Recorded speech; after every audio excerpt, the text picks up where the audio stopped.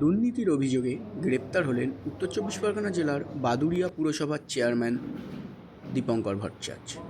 উদ্ধার নগদ ৮০ লক্ষ টাকা সহ হাজার হাজার ত্রাণের ত্রিপল।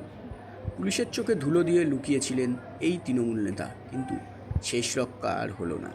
অবশেষে গোপন আস্তানা থেকে তাকে গ্রেপ্তার করে বাদুড়িয়া থানার পুলিশ। পুলিশ সূত্রে জানা গেছে, গতকাল প্রথমে দীপঙ্কর ভট্টাচার্যের পার্টি অফিস এবং একটি বাগান বাড়িতে তল্লাশি চালায়।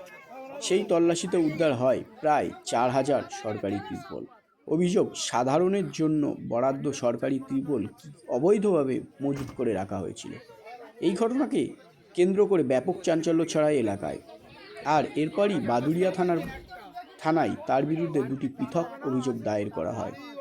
এরপর গতকাল অর্থাৎ ২৫শে মে রাতে পুলিশ একটি দল হানা দেয় বাদুড়িয়া পুরসভার চেয়ারম্যান দীপঙ্কর ভট্টাচার্যের আরও একটি গোপন ডেরা। সেখান থেকে উদ্ধার হয় প্রায় ৮০ লক্ষ টাকা, নগদ ও বান্ডিল সরকারি ত্রিপল।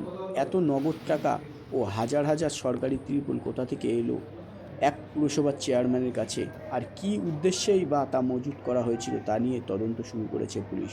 অন্যদিকে সারাদিন ধরেই বাদুড়িয়া পুরসভার চেয়ারম্যান দীপঙ্কর ভট্টাচার্যের খোঁজ তল্লাশি চালাচ্ছিল পুলিশ। শেষ পর্যন্ত অন্য আর এক গোপন আস্তানা থেকে তাকে গ্রেপ্তার করা হয়েছে।